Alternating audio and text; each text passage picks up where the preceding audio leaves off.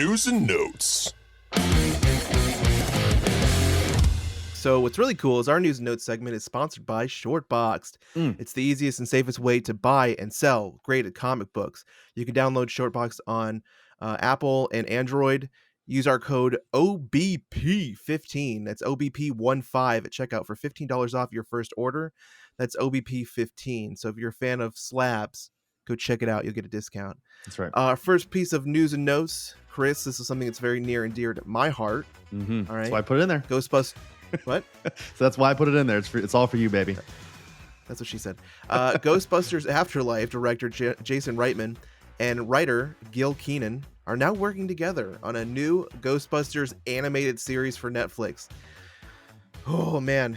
Okay. I'm gonna go into the nudes. The nudes. I'm gonna go into the news. Aaron's getting nudes. Nudes. Oh yeah. But did you ever watch Ghostbusters Extreme? Oh yeah, of course. Child of the '90s, man. I love it. Yeah. Okay.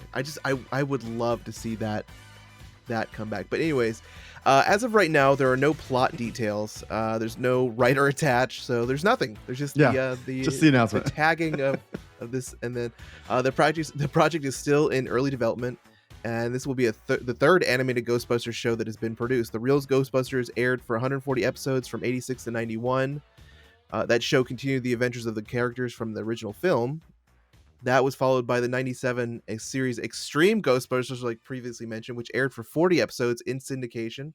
That show featured a new lineup of characters who were led by Egon Spengler. Mm-hmm. Okay. Yeah. So are you excited for this brand new Ghostbusters series through Netflix?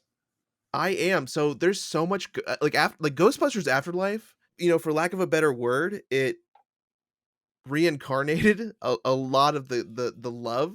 That's how good this movie was. Jason Reitman did such a good job with Ghostbusters Afterlife that it just, it just brought it back. And so now they got new games coming out. They got a new asymmetric ghost catching game. That's the Ghostbusters. So it's 4 Ghostbusters against 1 player, like your Dead by Daylight.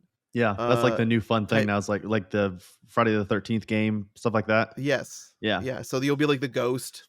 Yeah. Which I think is cool. Yeah. So I'm excited for this, especially since it's Netflix, and who knows, maybe it'll have that darker, grittier feel to it. Sure. That Netflix kind of adds to its it does that a little bit more, adds a little bit of darker, more kind of what the fan wants. So I'm excited. We'll see how it goes. That's all I can hope for. That I think you kind of hit it on the head there just a moment ago, talking about how. Ivan Reitman, he basically, or sorry, not Ivan, that's his father. That's who did the first one. Jason, excuse me. He kind of reinvigorated the franchise that is Ghostbusters. And we talked about it during our review. We reviewed Ghostbusters Afterlife here on the show. Before this Ghostbusters Afterlife, it was kind of becoming a little unfun to be into Ghostbusters. Like it just was kind of a darker time because, of course, we had the reboot from a couple years ago. I am famously on record saying that I don't really like Ghostbusters 2 or anything after the first Ghostbusters. I think probably my favorite property outside of the original Ghostbusters would probably be Extreme Ghostbusters that we just talked about, the animated series from the 90s. So yeah, Ghostbusters Afterlife really just like gave it a nice shot in the arm and reinvigorated the franchise. And I'm excited to see what they do here with Netflix. Netflix is not afraid to shovel a ton of money into just whatever property they have. Sometimes it's for nothing, but other times you get something like Stranger Things or Umbrella Academy that's really good. So very possible this could be something good for the Ghostbusters franchise. They literally gave it the Robert Pattinson Batman green shot in the leg. Yeah, nice venom shot to the inner thigh. Yeah. It went Super Saiyan. Alrighty, moving on to our next bit of news here. We have Todd. I know you told your friend you're not okay. And tell me what's wrong and why you never said you felt that way. And guess you're trying to stay strong and fake a smile until I look away. But I've known you too long, it hurts to watch your blue eyes fade to gray as you fade away. As you fade away.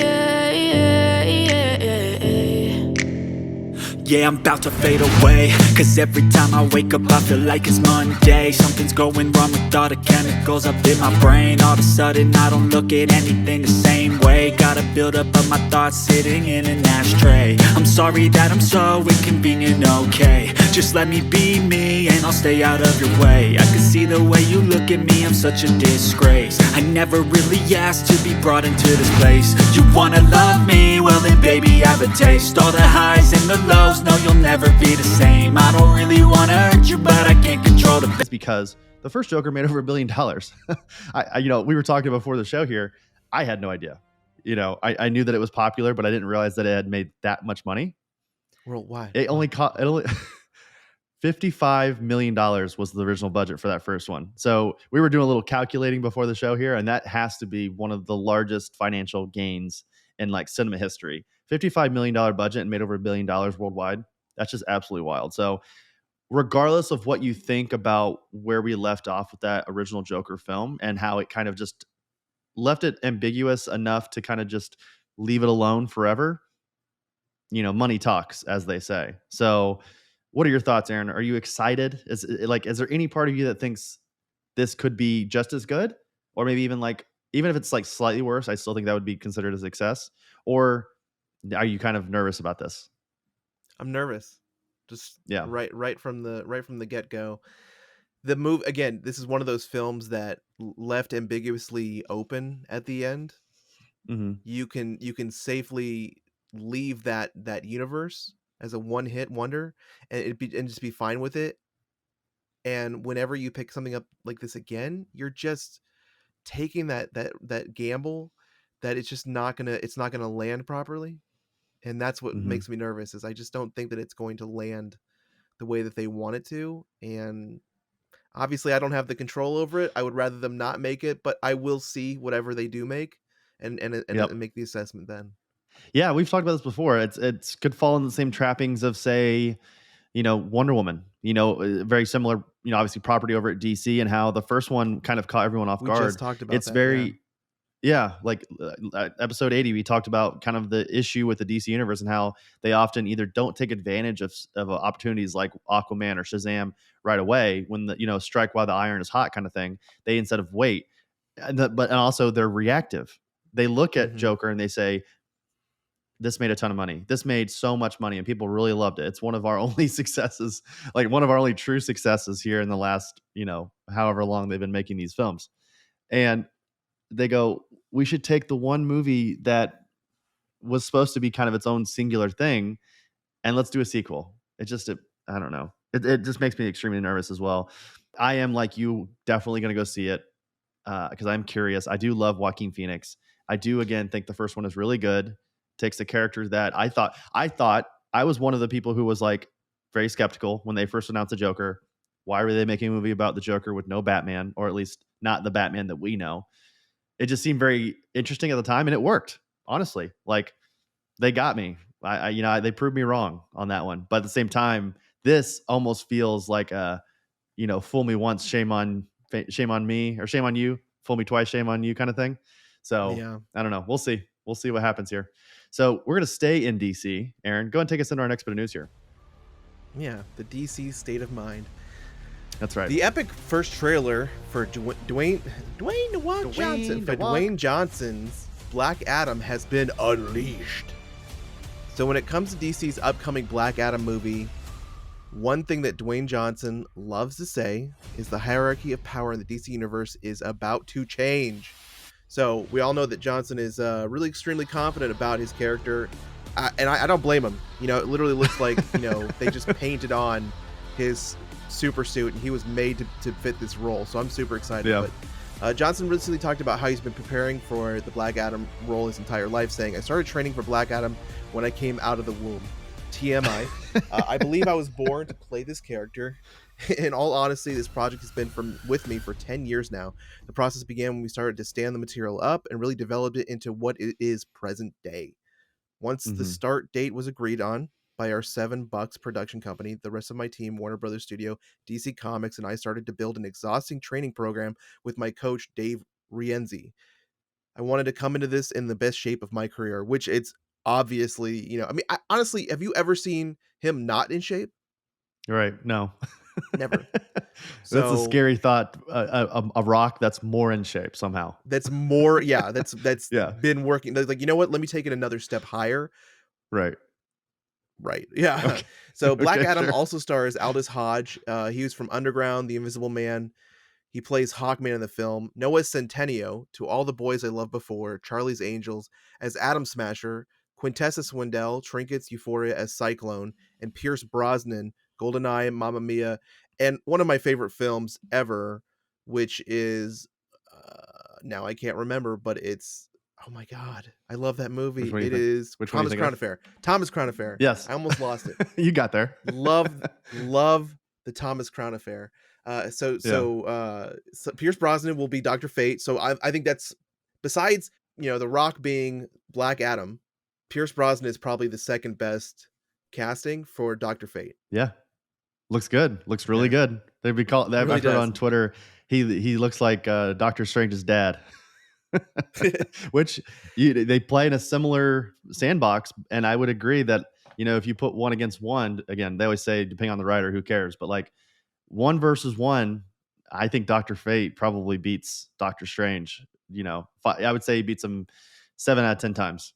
So it also stars Sarah Shahi from Persons of Interest, The L Word, and Marwan Kenzari from The Old Guard and Aladdin. Jaume Colette Serra from Jungle Cruise is directing Black Adam from the most recent script written by the team of Rory Haynes and Sohrab Nashravani, the Mauritanian and Informer.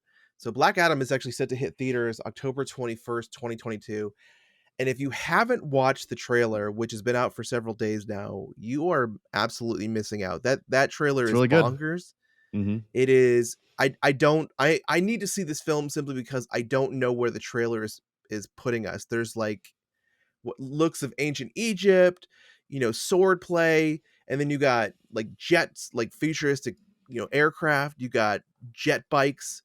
You got magic, and it looks just wild. And there's this one scene where Black Adam is flying next to 2 like I want to say F-18s, F-14s, and he just looks at them and just bitch smacks one of the jet's wings, and it just explodes. And I'm just like, yep, we needed to see that.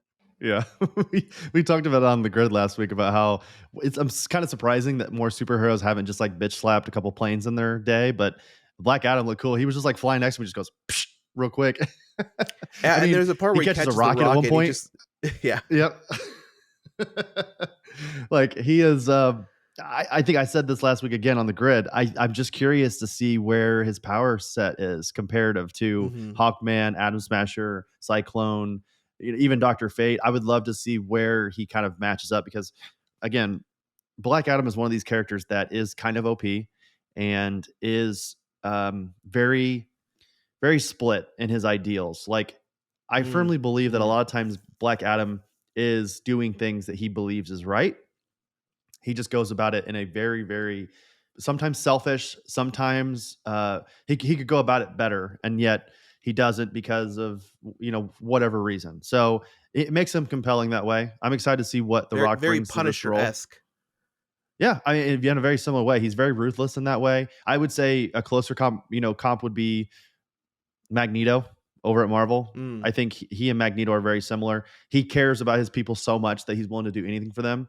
And yeah, you compared him to Dr. Doom before.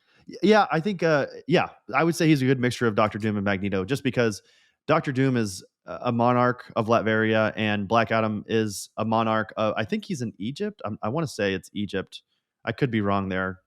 Send me an angry tweet if I'm incorrect there, but I think he is very similar. Like he cares about his people so much that he's willing to kill. He's willing to do anything. He'll kill. He'll screw over anybody for his people, which is admirable in a sense, but also kind of selfish. And that's not, I think they even say in the trailer, they're heroes. I feel the pain in my city wherever I go. And they're villains. Heroes don't kill people. Well, I do. So obviously they're setting him up to be very much a villain, but someone a villain that might do the right thing when it like aligns with what he wants done. Right, exactly. So I'm excited for this. I think it looks good. I think I have again, we've talked about it. It feels terrible saying stuff like this, but I'm cautiously optimistic only because DC is so hard to trust. Like when they get it right, they get it real. It's good, but it's just so hard to tell when that happens. So I'm hoping that's really good. This should be hopefully the next success in the DC universe after Suicide Squad. Hopefully we can keep this train rolling. So, well, Aaron, I think that'll do it for our news and notes this week. Let's go ahead and get into this conversation with Charles Soule and Ryan Brown. Before we get over that conversation, though, we're going to take a quick break and we will be right back.